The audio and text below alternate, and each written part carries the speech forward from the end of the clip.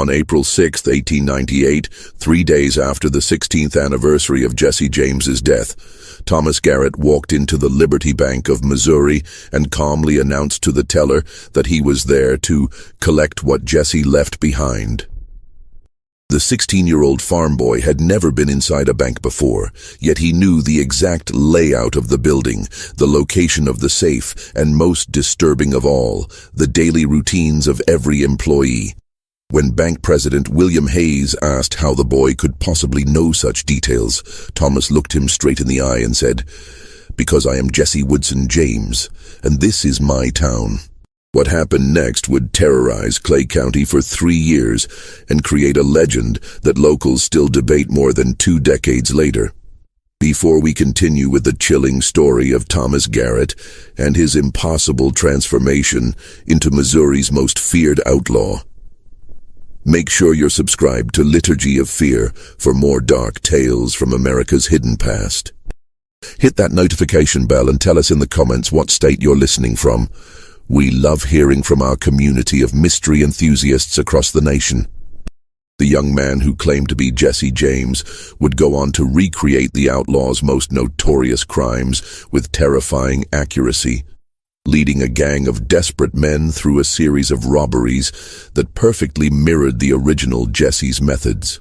By the time the authorities finally cornered him, Thomas Garrett had become something far more dangerous than a simple bank robber. He had become the living ghost of America's most legendary criminal. Thomas Garrett was born on April 6, 1882, in a modest farmhouse just outside Kearney, Missouri, exactly 3 days after Robert Ford shot Jesse James in the back at his home in St. Joseph. The timing was remarkable enough to draw comment from the midwife who delivered him, Sarah Mitchell, an elderly woman who had lived in Clay County for over 40 years and remembered the James boys from their childhood. The Garrett family had no connection to Jesse James or his gang. Thomas's father, Robert Garrett, was a hard-working farmer who had spent the Civil War years trying to keep his family fed rather than fighting for either side. His mother, Elizabeth, came from a respectable Methodist family in Independence and had never shown interest in the outlaw legends that fascinated so many Missouri residents. They were, by all accounts, decent, law-abiding people who raised their children to respect authority and work hard for honest wages. For the first 12 years of his life, Thomas appeared to be following in his parents' footsteps. He attended the one-room schoolhouse in Kearney 3 days a week, helped with farm chores, and showed no unusual interest in guns, horses, or the criminal exploits that had made Clay County famous throughout the nation. His teacher, Martha Hopkins, remembered him as a quiet but intelligent boy who read voraciously and showed particular aptitude for mathematics and geography. The transformation began subtly during the summer of 1894, when Thomas turned 12. His parents first noticed his newfound fascination with maps, particularly detailed surveys of Missouri's railroad lines and river crossings. He would spend hours studying these documents, tracing routes with his finger, and making notes in the margins that his parents couldn't understand. When asked about his interest, Thomas would simply say he was planning for the future. Around the same time, Thomas began demonstrating an unusual knowledge of firearms that his parents couldn't explain. Despite never having been taught to shoot, he could field strip and reassemble a Colt revolver with the speed and precision of an experienced gunman. When his father questioned him about these skills, Thomas claimed he had learned by watching other men, but Robert Garrett knew that his son had rarely left their farm and had never spent time around anyone with such expertise. More disturbing was Thomas's growing obsession with horses and riding techniques. The Garrett family owned 2 draft horses used for farm work, but Thomas began training himself in the kind of advanced horsemanship that only came from years of practice or natural talent that bordered on the supernatural. He could mount a moving horse, ride bareback at full gallop, and execute complex maneuvers that impressed even the most experienced riders in Clay County. By his 14th birthday, Thomas had also developed an encyclopedic knowledge of Clay County's geography that went far beyond what any local resident should possess. He knew every creek bed, every cave system, every abandoned building, and most importantly, every escape route that could be used to evade pursuit by law enforcement. When neighbors commented on his unusual familiarity with the area, Thomas would smile and say he had always been good at finding his way around places he'd never been before. The most unsettling change in Thomas's behavior was his growing interest in the Jesse James legend.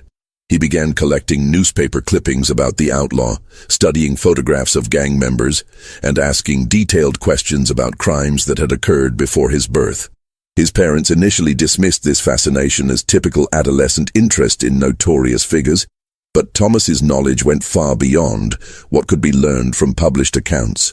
The first clear indication that Thomas Garrett was becoming something more dangerous than a curious teenager came on a cold February evening in 1896, 2 months before his 14th birthday.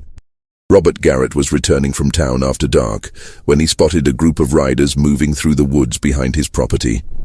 Concerned about horse thieves, he grabbed his shotgun and went to investigate. What he found was his son, Thomas, leading 3 older men through the forest with the confidence and authority of an experienced commander. The men, whom Robert recognized as drifters and troublemakers from the surrounding counties, were following Thomas's directions without question, as he guided them through terrain that would have been nearly impossible to navigate in daylight, much less during a moonless night. When Robert confronted the group, Thomas calmly explained that he was showing the men some old hiding places that might be useful someday. The casual way he spoke about concealment and the obvious respect the older men showed for his knowledge sent a chill through Robert's heart. This wasn't the behavior of a farm boy exploring his property. It was the conduct of someone planning for activities that would require hiding from the law.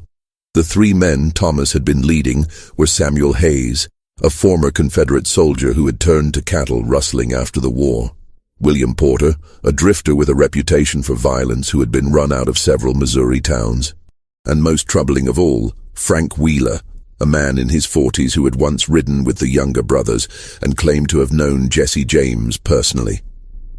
When Robert demanded that the men leave his property immediately, Thomas's demeanor changed in a way that genuinely frightened his father.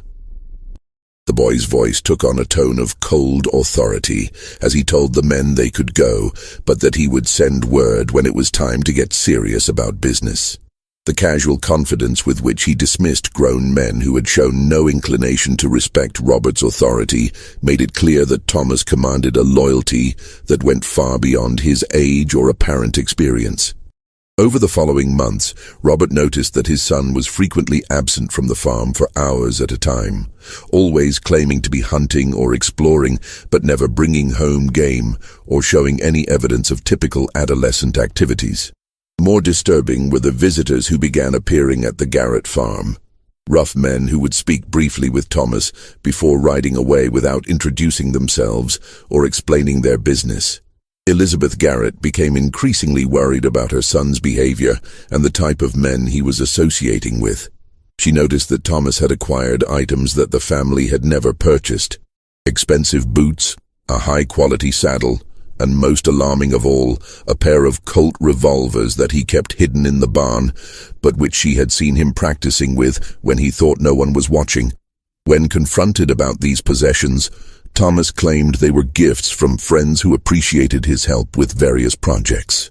His parents' attempts to learn more about these mysterious benefactors were met with evasive answers and increasingly thinly veiled threats about the consequences of interfering with important business.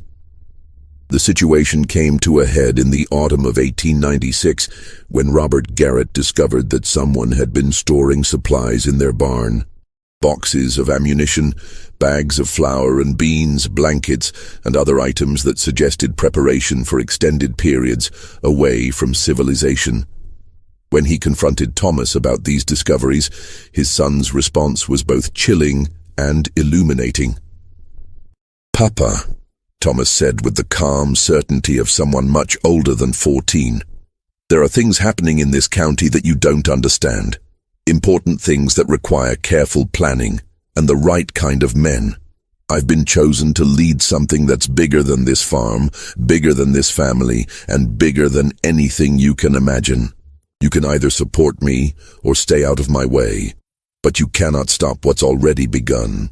The moment that transformed Thomas Garrett from a disturbing teenager into a local legend occurred on April 3rd, 1898, the 16th anniversary of Jesse James's death. Thomas, now 16 years old and standing nearly 6 feet tall, with the lean, dangerous look of a seasoned gunfighter, called together the men who had been gathering around him for the past 2 years. The meeting took place in the abandoned barn about 5 miles from the Garrett farm, a location that Thomas had selected because it offered multiple escape routes and couldn't be approached without being seen from a considerable distance. The men who answered his summons represented a cross-section of Missouri's criminal element. Former Confederate soldiers who had never adjusted to peacetime, drifters and outlaws seeking leadership and purpose, and local men driven to desperation by economic hardship. Samuel Hayes, now completely devoted to Thomas despite the boy's age, later told authorities that the gathering felt more like a religious revival than a criminal conspiracy. Thomas stood before the assembled men with a presence and authority that seemed impossible for someone so young, but which commanded absolute attention from men who had never shown respect for anyone. "Gentlemen," Thomas began, his voice carrying clearly through the barn despite the wind howling outside, "you have followed me for 2 years because you recognized something in me that you couldn't name. Tonight I'm going to tell you exactly what that something is. And I'm going to give you the chance to be part of something that will make us all legends." He paused, letting his gaze move across each face in the flickering lamplight before continuing. "My name is not Thomas Garrett. That was just the name given to the body I was born into 16 years ago. My real name is Jesse Woodson James, and I have returned to finish what was interrupted by Bob Ford's cowardly bullet on April 3rd, 1882. The reaction among the men was immediate and varied. Some laughed, thinking they were witnessing an elaborate joke or the fantasy of a disturbed teenager. Others looked uncomfortable, unsure whether they were dealing with mental illness or something more dangerous. But Frank Wheeler, the man who claimed to have known the original Jesse James, stared at Thomas with growing amazement and what could only be described as fear. "Prove it," Wheeler said quietly, his voice barely audible above the wind. "If you're really Jesse James, prove it in a way that only he could." Thomas smiled with the confidence of someone who had been expecting exactly this challenge. From his coat, he withdrew a detailed map of the Liberty Bank that showed not only the building's layout, but also information about the daily routines of employees, the location of the safe, the timing of money deliveries, and most remarkably, a series of notes written in Jesse James's distinctive handwriting that outlined a robbery plan that had never been executed. "This is the plan Jesse was working on when Bob Ford shot him," Thomas explained, spreading the map on a wooden crate so all the men could see it. "He spent months studying this bank, learning every detail, preparing for what he intended to be his masterpiece. The plan was hidden where only Jesse would think to look for it, and it's been waiting 16 years for the right person to carry it out." Frank Wheeler examined the map with the intensity of someone trying to solve a puzzle that could have life or death implications. After several minutes, he looked up at Thomas with an expression of stunned recognition. "This is Jesse's handwriting," he said slowly. "I've seen it before, and I know how he planned jobs. This is exactly how his mind worked, down to the smallest detail." But Thomas wasn't finished with his proof. Over the next hour, he demonstrated knowledge about Jesse James's criminal methods, personal habits, and private conversations that went far beyond what could have been learned from newspaper accounts or even from talking to surviving gang members.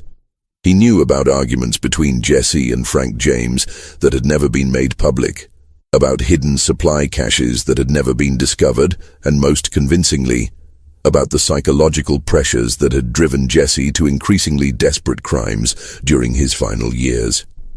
More disturbing than his knowledge was Thomas's behavior during this meeting. His manner of speaking, his gestures, even his way of moving around the barn perfectly matched descriptions of Jesse James that had been recorded by witnesses to his crimes. It was as if the 16-year-old farm boy had completely disappeared, replaced by someone with decades of criminal experience and the cold calculation of a professional outlaw. "I know what some of you are thinking," Thomas continued, his voice taking on the hard edge that witnesses had described in Jesse's final years. "You're wondering how a boy who wasn't even born when Jesse died could know these things. The answer is simple.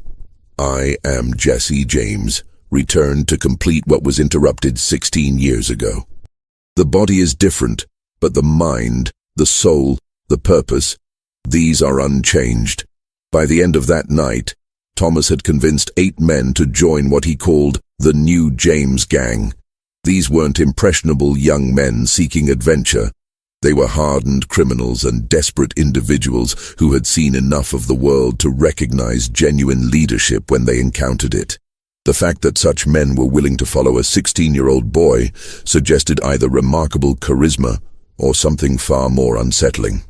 3 days after his declaration to the assembled gang, Thomas Garrett walked into the Liberty Bank with the confidence of someone who had been planning this moment for 16 years. It was exactly 2:30 in the afternoon, the precise time when the bank would have the most cash on hand but the fewest customers, just as his mysterious plan had indicated. The robbery itself was a masterpiece of timing and execution that demonstrated knowledge of criminal techniques far beyond what any 16-year-old should possess. Thomas entered the bank alone, approached teller Margaret Sullivan with a friendly smile, and politely asked to speak with Bank President William Hayes about a business matter involving some old debts. When Hayes emerged from his office, Thomas's demeanor changed completely. His voice dropped to the cold, commanding tone that witnesses would later describe as unnaturally mature and absolutely terrifying coming from someone so young. He informed Hayes that he was there to collect money that had been borrowed from Jesse James years earlier, and that the debt had now come due with interest. The most unsettling aspect of the robbery was Thomas's intimate knowledge of the bank's operations. He knew which employees were likely to cooperate and which might cause trouble. He directed Hayes to the safe, using information that only someone with access to the bank's most confidential records should have possessed. Most remarkably, he seemed to anticipate every move the bank employees made, as if he had witnessed this exact scene before. "Mr. Hayes," Thomas said with chilling calm, "you're thinking about the alarm button under your desk. I want you to know that if you reach for it, 3 things will happen.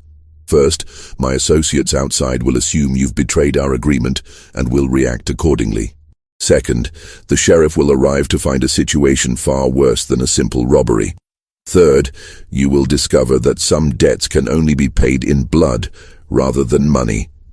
Hayes later told investigators that the boy's eyes during these threats seemed to belong to someone much older, someone who had killed before and would not hesitate to kill again.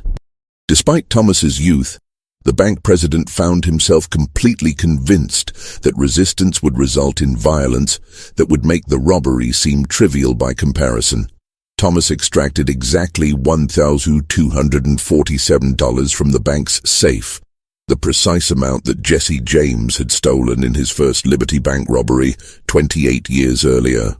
But more disturbing than the theft was his behavior during the crime. He moved through the bank with the practiced efficiency of an experienced criminal, never wasting motion or time, always positioning himself to maintain control of the situation. As he prepared to leave, Thomas made an announcement that would haunt Clay County for months to come. "This is just the beginning," he told the assembled bank employees and customers. "Jesse James has returned to reclaim what was stolen from him by cowards and traitors. The debt that was owed 16 years ago has been growing with interest, and it will be collected in full before I'm finished."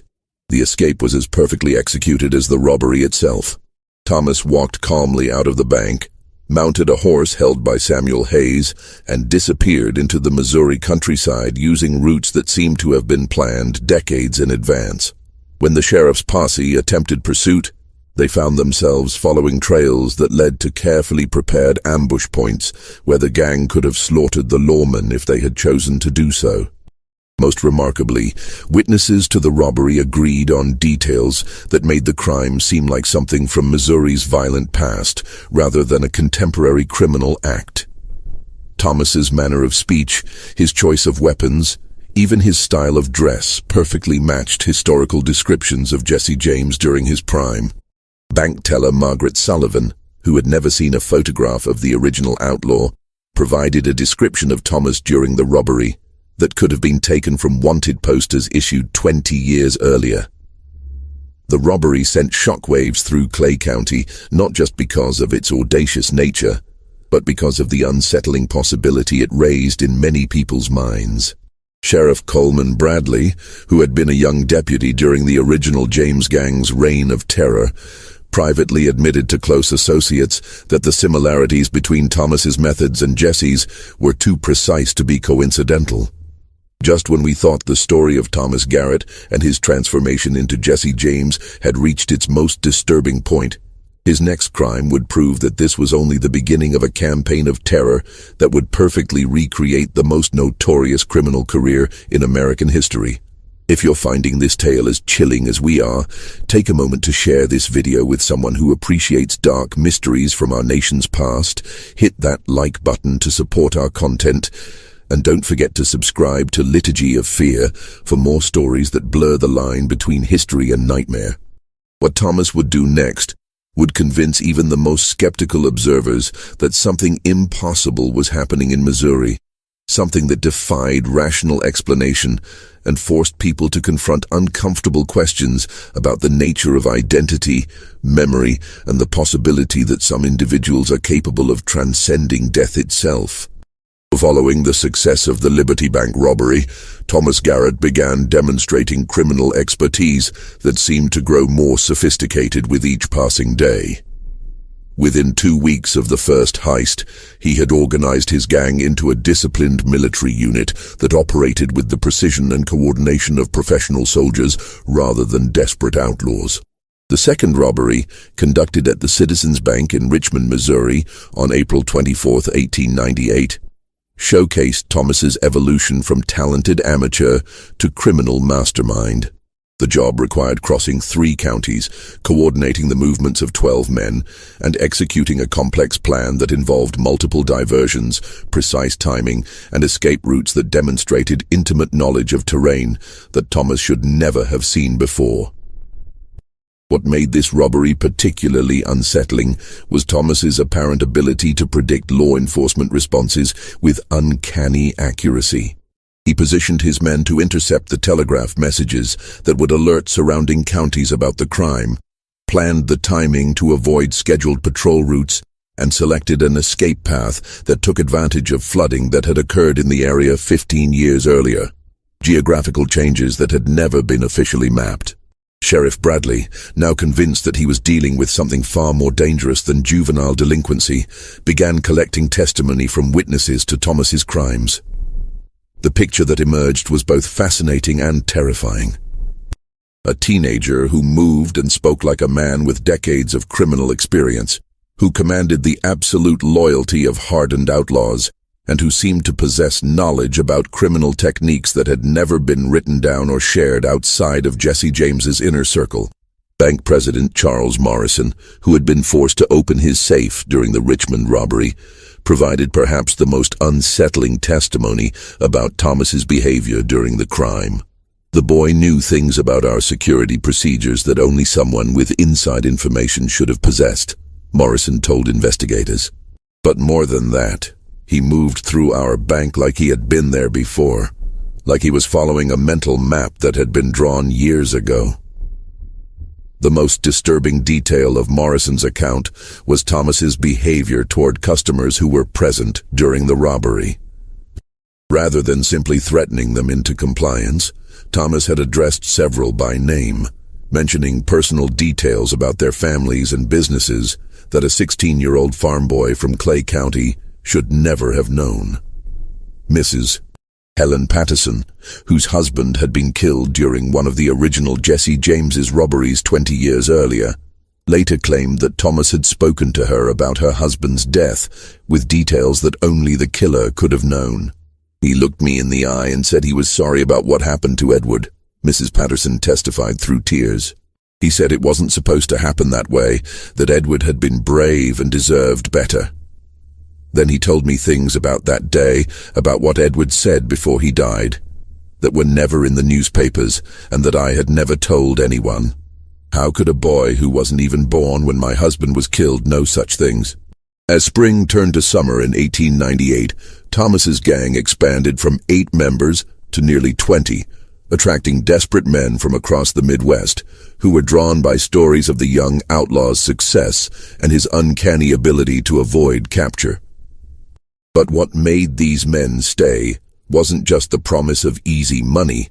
It was Thomas's leadership style, which perfectly matched historical accounts of Jesse James's ability to inspire fanatical loyalty among his followers.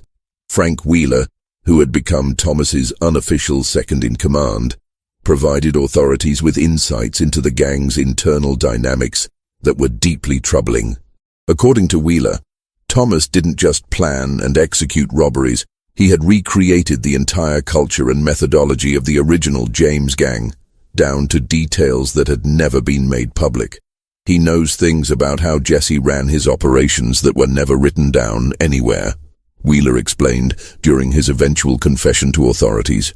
The way he talks to the men, the way he plans jobs, even the way he sits on his horse.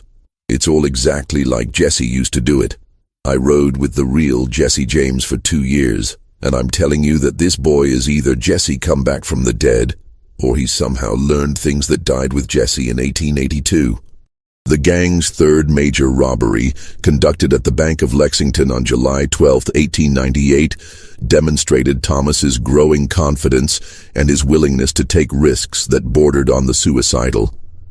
Rather than hitting a small-town bank with minimal security, he chose to rob the largest financial institution between Kansas City and St. Louis during the middle of the day, when the building would be crowded with customers and employees. The job required splitting his gang into 3 groups, coordinating their movements across a busy downtown area, and executing a plan that allowed for dozens of variables that could have gone wrong at any moment.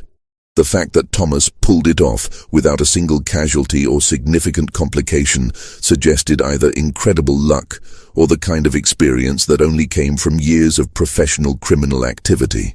But what truly terrified witnesses to the Lexington robbery was Thomas's behavior during the crime itself. Rather than the nervous energy typical of young criminals, he displayed the cold professionalism of someone who had done this many times before. Bank teller William Foster, who had worked in financial institutions for over 20 years, later described Thomas's demeanor as unnaturally calm, like someone who was following a script he had memorized perfectly.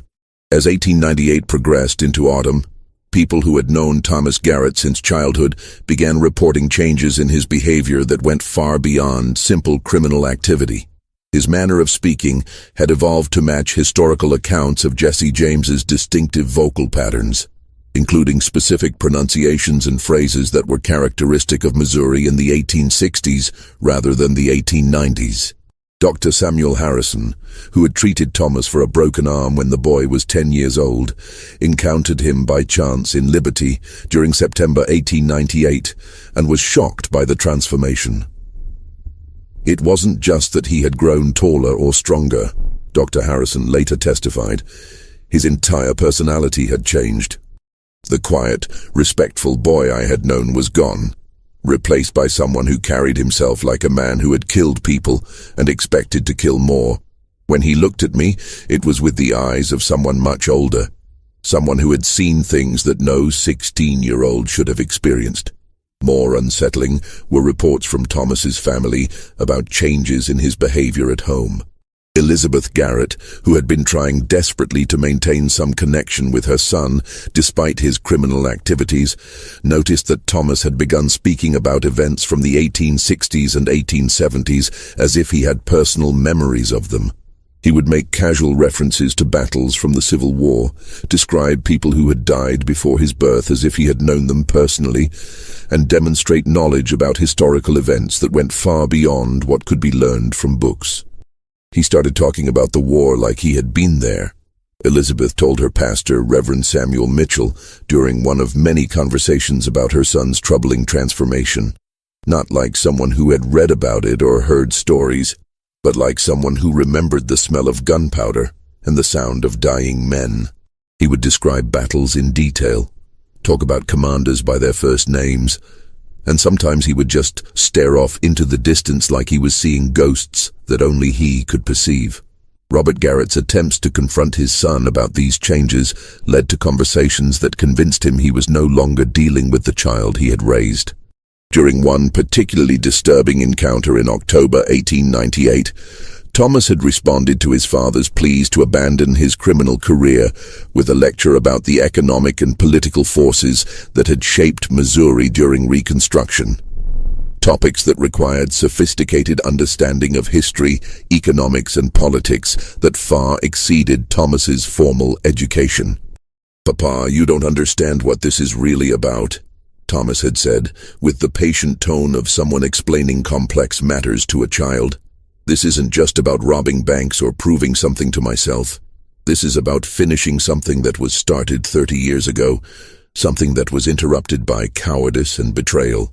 There are debts that have to be paid, scores that have to be settled, and justice that has been delayed for far too long." When Robert asked his son to explain what he meant by these cryptic references, Thomas's response was both enlightening and terrifying. He described in detail the economic devastation that had followed the Civil War, the corruption of Reconstruction politics, and the personal vendettas that had driven the original Jesse James to his criminal career. But more than just reciting historical facts, Thomas spoke about these events with the emotional intensity of someone who had lived through them and been personally affected by their consequences. Perhaps most disturbing was Thomas's evolving relationship with violence. Witnesses to his early robberies had noted his reluctance to use unnecessary force and his apparent concern for the safety of innocent bystanders. But as 1898 wore on, Thomas began displaying a casual attitude toward brutality that matched historical accounts of Jesse James's psychological deterioration during his final years. The change became apparent during the gang's fourth major robbery, conducted at the First National Bank of Warrensburg on November 3, 1898. When bank guard Henry Sullivan attempted to draw his weapon during the heist, Thomas's response was swift and merciless. He shot Sullivan in the shoulder with the same emotionless efficiency that witnesses had described in Jesse James's later crimes. It wasn't the act of violence itself that was so disturbing. Bank President Marcus Thompson later testified. It was the complete lack of emotion the boy showed. He shot a man, watched him fall, and then continued with the robbery as if nothing significant had happened. There was no anger, no excitement, no regret. Just the cold professionalism of someone who had done this many times before. But what truly convinced observers that something impossible was happening was Thomas's response when Sullivan, bleeding on the bank floor, looked up at him and whispered, "Jesse." Thomas paused in his collection of money from the safe, looked down at the wounded man, and replied, "Hello, Henry. It's been a long time since Northfield." The reference was to the Jesse James gang's disastrous 1876 raid on Northfield, Minnesota, where Henry Sullivan had worked as a bank guard before moving to Missouri. Sullivan had never spoken publicly about his role in that famous battle, and there was no way that a 16-year-old boy born 6 years later could have known about the connection. As 1899 began, Thomas Garrett had become the most wanted criminal in Missouri, with a bounty on his head that exceeded the original price offered for Jesse James.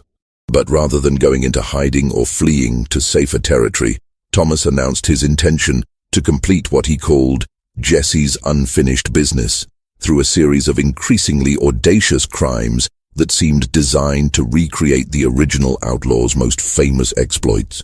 The announcement came in the form of a letter delivered to the offices of the Kansas City Star on January 15, 1899. Written in the same distinctive handwriting that had been found on Jesse James's personal documents, the letter outlined Thomas's plans for the coming year and included specific threats against individuals who had been involved in Jesse's downfall 16 years earlier.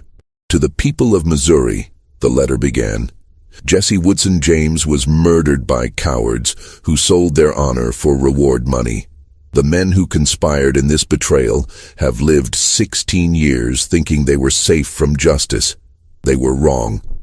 The debt they incurred will be paid in full before this year ends, and Missouri will remember that some crimes cannot be forgiven or forgotten. The letter went on to list specific targets. Robert Ford had been killed in 1892, but his surviving family members were marked for what Thomas called appropriate consequences. Governor David Francis, who had refused to grant Jesse James clemency, was threatened with the justice that political cowardice has delayed too long. Most ominously, several bankers and railroad executives who had profited from the capture of Jesse's gang were warned that their theft of blood money would be repaid with interest. Sheriff Bradley, now coordinating with federal marshals and Pinkerton detectives in the hunt for Thomas, realized that he was no longer dealing with simple criminal activity, but with what amounted to a terrorist campaign designed to settle decades-old grievances. The scope and sophistication of Thomas's plans suggested access to resources and information that went far beyond what a teenage outlaw should possess. The campaign began with the robbery of the Merchants' Bank in Sedalia on February 14, 1899. Exactly 17 years after Jesse James had robbed the same institution. Thomas executed the crime using identical methods to the original heist, down to details about timing, approach routes, and escape plans that had never been made public. The symbolic nature of the date and location sent a clear message that this was about more than money. But the Sedalia robbery also revealed the extent to which Thomas had recruited allies beyond his core gang of outlaws. During the escape, the robbers were aided by townspeople who provided fresh horses, food, and shelter, despite the risks involved. Investigation revealed that Thomas had somehow convinced dozens of law-abiding citizens that he was genuinely Jesse James' return to complete a righteous mission against corrupt authorities. The boy has a way of talking to people that makes them believe impossible things, Sheriff Bradley reported to his superiors in Jefferson City. He's not just robbing banks anymore. He's building a movement, convincing folks that he's some kind of avenging angel sent to settle old wrongs. We're not just dealing with a criminal gang anymore. We're facing something that could turn into a full-scale uprising if we don't stop it soon. The federal response was swift and overwhelming. By March 1899, over 50 law enforcement officers from multiple agencies had been deployed to Missouri with orders to capture Thomas Garrett dead or alive. The manhunt was coordinated by Captain William Hayes, a former military officer who had experience dealing with insurgent movements during the Indian Wars. But Thomas seemed to anticipate every move the authorities made, always staying one step ahead of their efforts to trap him. His gang had grown to over 30 members, including several former Confederate soldiers who brought military discipline and tactical expertise to their operations. More troubling, Thomas had begun recruiting from the ranks of active duty law enforcement, convincing deputies and town marshals that their true loyalty should be to Jesse James, rather than to the corrupt officials who employed them. The psychological warfare Thomas conducted against his pursuers was as sophisticated as his criminal operations. He would leave messages at crime scenes that contained personal information about individual lawmen, details about their families, their weaknesses, their secret shames that could only have been gathered through extensive intelligence operations. The message was clear. No one hunting him was safe, and no secret was beyond his reach. What made Thomas Garrett's transformation truly unsettling wasn't just his criminal success, but the breadth and depth of knowledge he displayed about events, people, and places that he should never have encountered. As his campaign of terror intensified during 1899, witnesses began documenting examples of his impossible familiarity with Missouri's criminal history that defied rational explanation. During the robbery of the Citizens Bank in Clinton on April 7, 1899, Thomas had addressed elderly customer Margaret Wheeler by name and asked about her late husband's recovery from wounds he had received during a Jesse James robbery in 1874. Mrs. Wheeler had never spoken publicly about her husband's injury, which had been treated privately by a country doctor who had since died. The only way Thomas could have known about the incident was if he had been present when it occurred. Similar incidents occurred throughout 1899 as Thomas encountered people who had connections to the original Jesse James's criminal career. He would reference private conversations, describe personal habits of deceased gang members, and demonstrate familiarity with locations and events that had never been documented in newspapers or official records. Frank Wheeler, who had become increasingly disturbed by Thomas's uncanny knowledge, finally confronted the young outlaw about information that only the original Jesse James could have possessed. During a private conversation in May 1899, Wheeler asked Thomas about a cache of stolen money that Jesse had reportedly buried near Excelsior Springs. Money that had never been recovered and whose location had died with the outlaw. Thomas's response was immediate and specific. He provided detailed directions to the burial site, described the landmarks that Jesse had used to mark the location, and even mentioned the distinctive metal box that had been used to protect the money from moisture. When Wheeler and two other gang members investigated, they found exactly what Thomas had described. $3,400 in gold and silver coins buried in the precise location he had indicated. There's no way that boy could have known about that money, Wheeler later told authorities during his eventual surrender. Jesse never told anyone where it was buried, not even Frank James. The only person who could have found it was someone who had buried it himself 16 years ago. Even more disturbing were Thomas's accurate predictions about law enforcement activities. He seemed to know in advance which routes patrols would take, which informants were providing information to authorities, and which safe houses had been compromised. During one particularly remarkable incident in June 1899, Thomas warned his gang to avoid a specific area near Independence because the Pinkertons are setting up an ambush there tomorrow morning at dawn. When gang members asked how he could know such specific information about enemy movements, Thomas's response was characteristically enigmatic. "I've been running from these same men for over 30 years. I know how they think, how they plan, and how they try to trap people like us. Some knowledge doesn't die just because the body does." The federal agents hunting Thomas began to suspect that he had access to inside information from sources within law enforcement agencies. But despite extensive investigations, they could never identify any specific individuals who might be providing intelligence to the gang.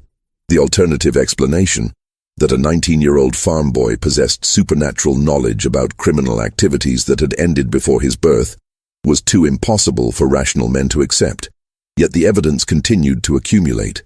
During the robbery of the Farmers' Bank in Butler on July 23, 1899, Thomas had walked directly to a specific floorboard and removed a hidden compartment containing the bank's emergency cash reserve. Bank President Charles Morrison later testified that the hiding place had been installed 15 years earlier, and that knowledge of its existence was limited to himself and one deceased partner who had helped design the security measures. The boy knew exactly where to look, Morrison told investigators with obvious bewilderment. He didn't search or experiment. He walked straight to that board like he had hidden the money there himself. When I asked how he knew about our secret cache, he just smiled and said that Jesse had always been good at finding where people hid their valuables. By the autumn of 1899, Thomas Garrett had accomplished something that law enforcement officials found more threatening than his individual crimes. He had created a network of supporters and collaborators that extended far beyond his immediate gang. Farmers offered shelter and supplies, merchants provided information about valuable shipments, and even some members of respectable society had begun contributing to what they saw as a righteous campaign against corrupt institutions. The transformation of public opinion was perhaps Thomas's most remarkable achievement. Through carefully crafted public statements and symbolic gestures, he had repositioned himself from a common criminal to a folk hero, continuing Jesse James's battle against economic oppression and political corruption. His robberies targeted banks and railroads that were genuinely unpopular with ordinary citizens, and his treatment of common people during crimes was consistently respectful and even generous. During the robbery of the Missouri Pacific train near Otterville on September 12, 1899, Thomas ordered his gang to return money and valuables to passengers who appeared to be working-class individuals struggling to make ends meet. Wealthy travelers were relieved of their possessions, but poor farmers and laborers were treated with courtesy and sometimes given small amounts of money from the gang's proceeds. He looked at my calloused hands and asked what kind of work I did, recalled passenger William Hoffman, a blacksmith from Jefferson City. When I told him I was traveling to see my sick mother, he handed me $20 and told me to make sure she got proper medical care. Then he apologized for the inconvenience and wished my mother a swift recovery. It was the strangest robbery I could imagine. This carefully cultivated public image made Thomas's capture increasingly difficult. Communities that should have been cooperating with law enforcement instead provided protection and assistance to the gang. Tips about planned raids were leaked to Thomas's supporters, safe houses were offered by respectable citizens, and a general atmosphere of non-cooperation made the manhunt nearly impossible to conduct effectively. Sheriff Bradley found himself fighting not just a criminal organization, but a popular movement that viewed Thomas as a legitimate heir to Jesse James's legacy. "We're not just chasing outlaws anymore," he reported to Governor Francis in October 1899. "We're fighting a legend that grows stronger every time we fail to capture him." The boy has convinced half of Missouri that he's some kind of avenging angel, and the other half is too scared to oppose him. The psychological impact of Thomas's campaign extended far beyond Missouri's borders. Newspapers across the nation carried stories about the Jesse James reborn phenomenon, and the case attracted attention from criminologists, psychologists, and even religious leaders who struggled to explain how a teenager could possess such extensive knowledge about historical events and criminal techniques. Dr. Edmund Walsh, a physician specializing in mental disorders, traveled from Chicago to interview witnesses and examine evidence related to Thomas's case. His conclusions, published in the American Journal of Psychological Medicine in December 1899, raised more questions than they answered. The subject displays knowledge and behavioral patterns that cannot be explained through conventional understanding of human psychology, Dr. Walsh wrote. Either this individual has accessed information through unknown means, or we must consider the possibility that human consciousness is capable of phenomena that current scientific knowledge cannot account for. The end of Thomas Garrett's extraordinary criminal career began with an act of betrayal that perfectly mirrored the circumstances surrounding Jesse James's death 16 years earlier. Samuel Hayes, who had been Thomas's most trusted lieutenant since the early days of the gang, began secretly negotiating with federal authorities about the terms of surrender and the substantial reward money that had been offered for Thomas's capture. The betrayal was motivated by more than simple greed. Hayes had become increasingly disturbed by Thomas's behavior during the final months of 1899, particularly his growing willingness to use violence against anyone who questioned his authority or threatened his plans. The young man who had once shown concern for innocent bystanders had evolved into someone capable of cold-blooded murder when his objectives required it. He wasn't the same person I had started following, Hayes later explained to authorities. Something had changed in him, something dark and dangerous that made him more like the worst stories about Jesse James, rather than the romantic figure people remembered. He started talking about killing people who had crossed him, about settling scores that went back decades, and I realized that I was following someone who had become genuinely evil. The specific incident that convinced Hayes to betray Thomas occurred during the gang's final robbery, conducted at the Bank of Versailles on March 15, 1900. When elderly bank clerk Robert Chen attempted to trigger an alarm, Thomas shot him without hesitation or apparent emotion. But it was Thomas's behavior after the shooting that truly horrified Hayes and several other gang members. Standing over Chen's dying body, Thomas had looked down with what witnesses described as satisfaction rather than regret, and said, "That's what happens to people who don't understand that some debts can only be paid in blood." The casual cruelty of the statement, combined with Thomas's obvious pleasure in the violence, convinced Hayes that he was no longer following the same person who had recruited him 3 years earlier. Hayes's negotiations with Captain William Hayes, no relation, of the federal marshals were conducted in absolute secrecy over a period of several weeks. The plan that emerged was designed to minimize casualties while ensuring that Thomas could not escape to continue his criminal career. Most importantly, Hayes insisted that the capture attempt be conducted in a way that would allow Thomas to be taken alive, if possible, partly out of lingering loyalty, and partly because so many questions about his impossible knowledge remained unanswered. The location chosen for the trap was a farmhouse near Liberty, where Thomas had been hiding while planning what he called the job that will make Jesse James immortal forever. Hayes had learned that Thomas intended to rob the Liberty Bank again, this time with the goal of stealing enough money to finance a permanent criminal organization that would continue Jesse's work indefinitely.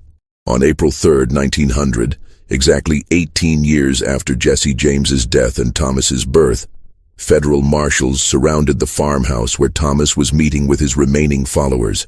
The timing was symbolic rather than coincidental. Hayes had specifically chosen the date because he believed it might have psychological significance for someone who claimed to be Jesse James reincarnated. The siege began at dawn with Captain Hayes calling for Thomas's surrender through a speaking trumpet. The response came in Thomas's voice, but with an edge of desperate fury that witnesses had never heard before. "You want Jesse James? Come and take him, but know that you'll pay the same price that everyone else has paid for betraying me." The final battle between Thomas Garrett and federal law enforcement lasted nearly 6 hours and demonstrated the tactical expertise that had made him so difficult to capture during his 3-year criminal career. Despite being outnumbered 3-1 and surrounded by experienced lawmen, Thomas and his remaining gang members managed to hold their position while inflicting casualties that shocked their pursuers. Thomas's behavior during the siege convinced even skeptical observers that something extraordinary was taking place. Rather than the panicked desperation typical of cornered criminals, he displayed the calm professionalism of someone who had faced similar situations many times before.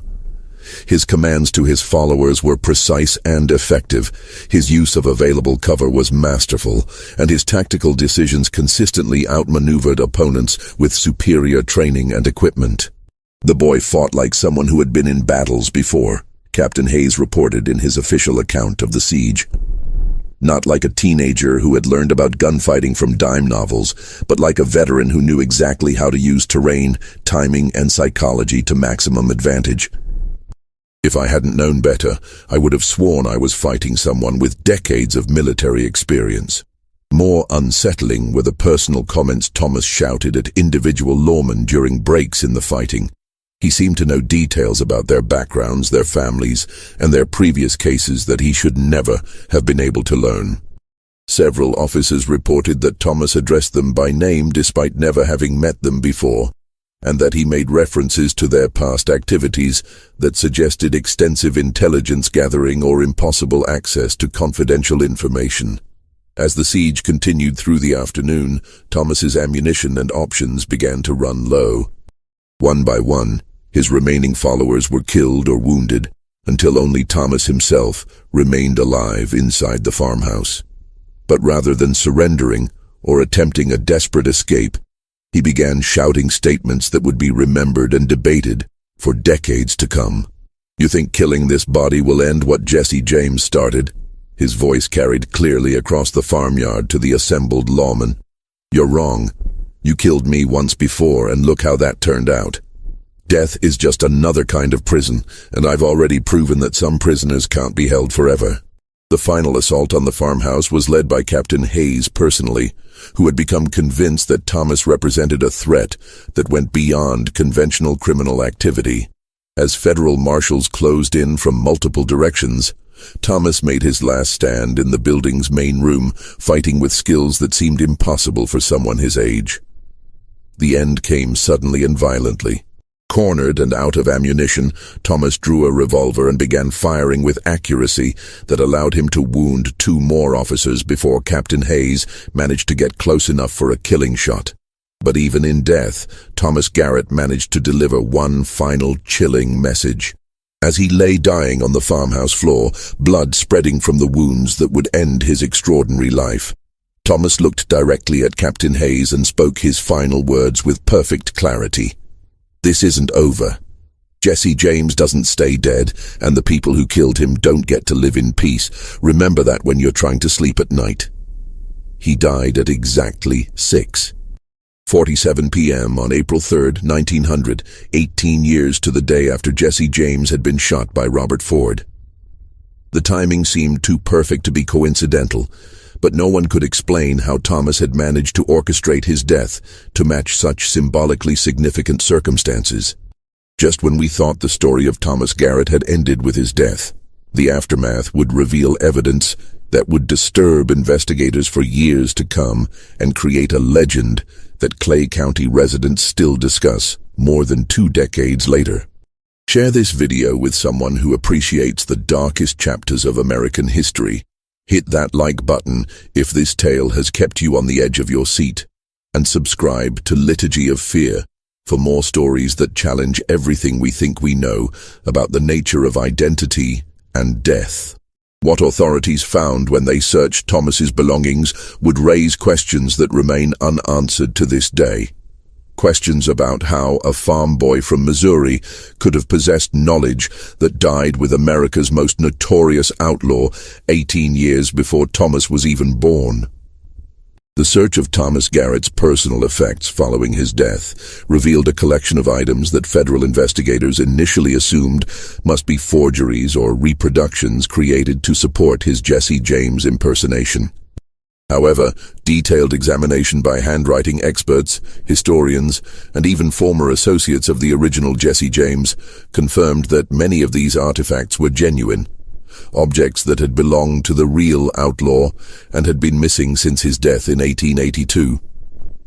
The most significant discovery was a leather saddlebag containing Jesse James's personal journal, written in the distinctive handwriting that had been verified through comparison with known samples from wanted posters and court documents.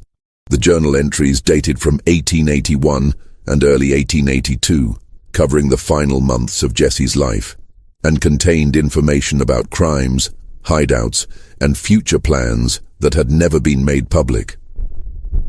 But what made the journal truly disturbing was the presence of additional entries written in the same handwriting, but clearly dated from the 1890s, years after Jesse James was supposed to have died.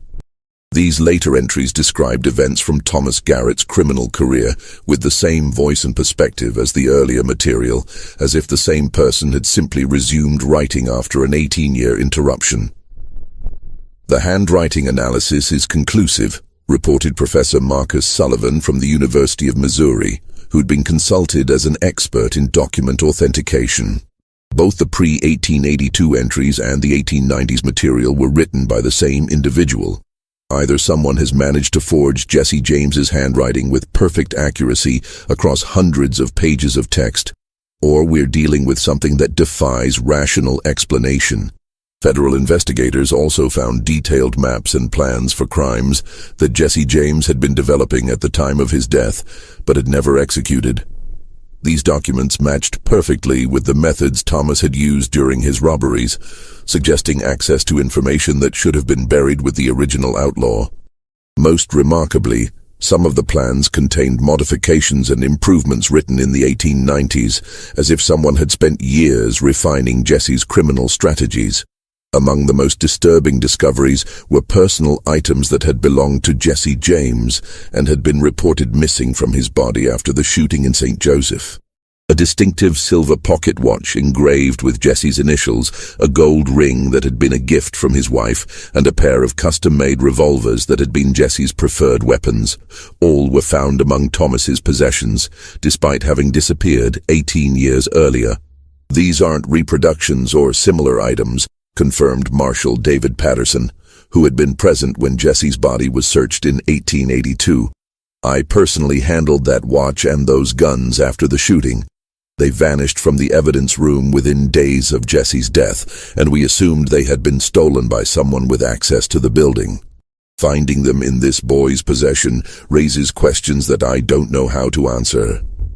Perhaps most unsettling was the discovery of letters addressed to Thomas from people who claimed to have known the original Jesse James.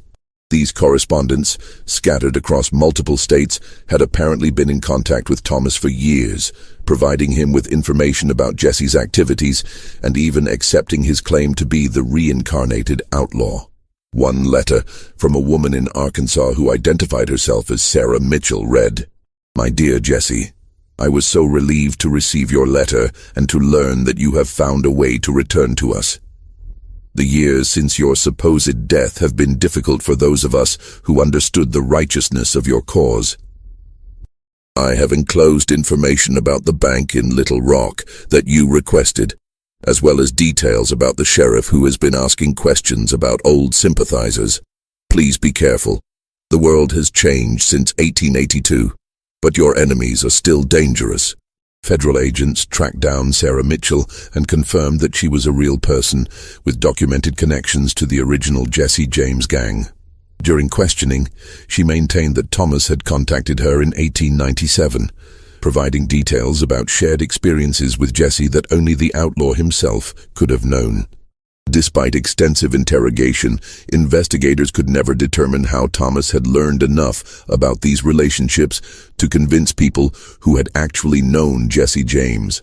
The official investigation into Thomas Garrett's criminal career concluded in December 1900 with a report that satisfied no one involved in the case.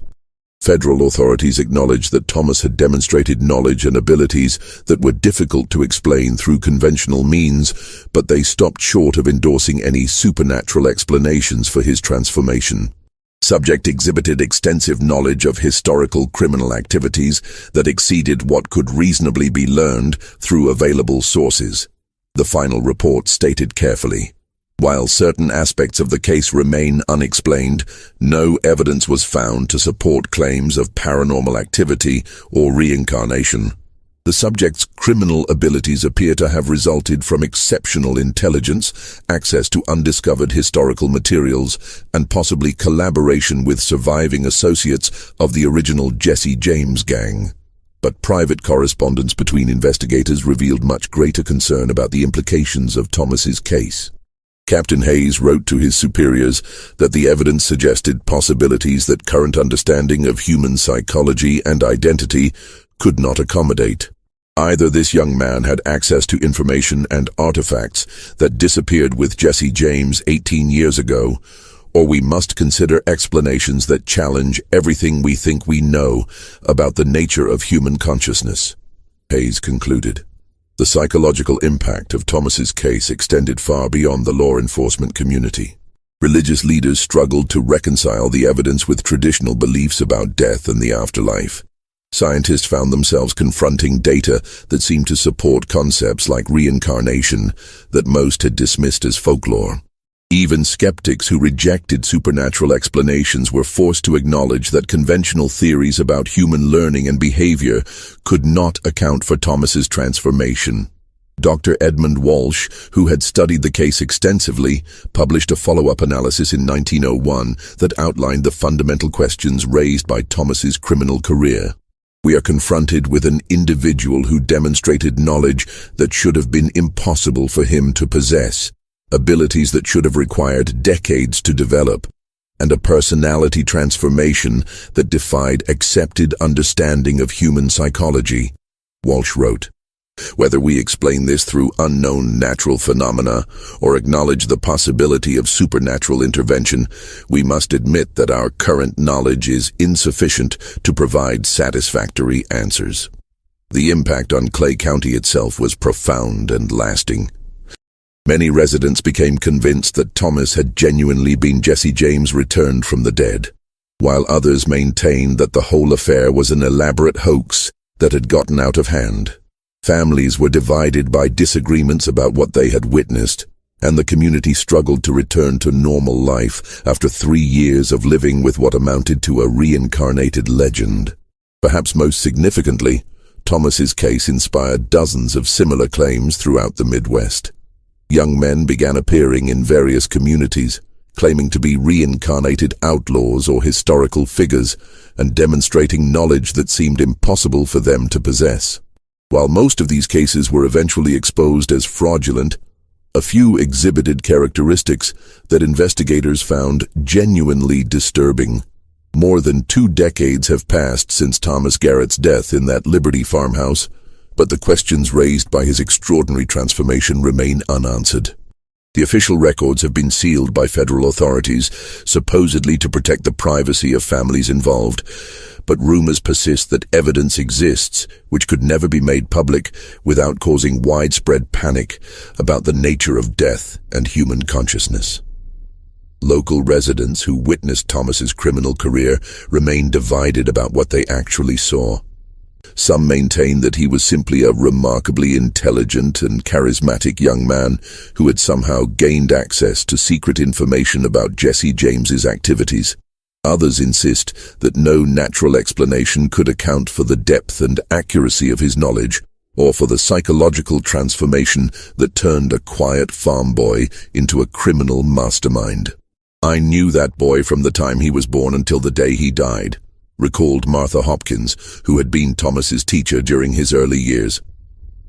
"What I saw during those final 3 years wasn't the same person I had taught to read and write. Something had changed in him, something fundamental that went beyond simple criminal behavior or role-playing. Whether you want to call it possession, reincarnation, or something else entirely, it wasn't natural. The physical evidence that convinced so many observers has largely disappeared. Jesse James's personal effects that were found among Thomas's possessions were confiscated by federal authorities and have never been displayed publicly. The journal containing entries from both Jesse's lifetime and Thomas's criminal career was classified as evidence in an ongoing investigation and removed from public access. Even photographs of Thomas during his outlaw years were collected and suppressed, officially to prevent copycat criminals from using his image for their own purposes. But stories persist about people who knew Thomas during his transformation, who witnessed his impossible knowledge and uncanny abilities, and who remain convinced that they experienced something that defied rational explanation. These accounts, passed down through families and shared in whispered conversations, have created a legend that continues to grow despite official efforts to minimize its significance. The question that haunts Clay County to this day is whether Thomas Garrett was simply an exceptional criminal who managed to access lost historical information, or whether his case represents evidence of phenomena that current understanding cannot explain. Did Jesse James somehow return from the dead to complete his criminal career through the body of a farm boy born at the moment of his death? Or was Thomas simply a disturbed young man who managed to convince himself and others that he was someone he could never actually become? The truth may never be known with certainty.